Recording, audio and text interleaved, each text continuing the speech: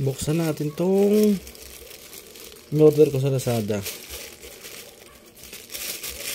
Ito yung ano yung rubber gasket sa head ng Rider 150. Ayan.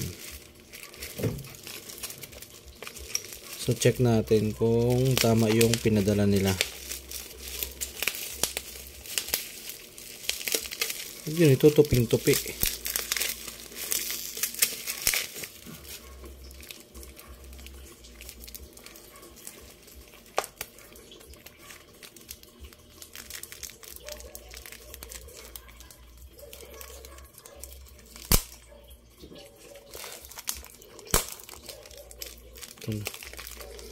Ito na yun eh.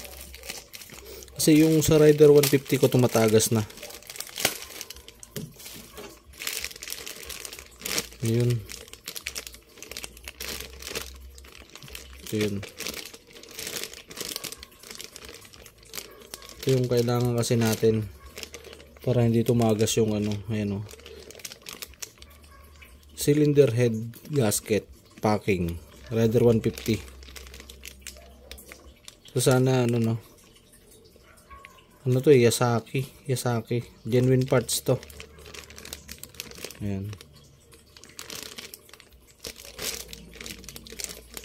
Sana hindi na tumagas kasi yung sa head ng Rider ko tumatagas kasi yun eh. So papalitan natin ng bago. Ito na.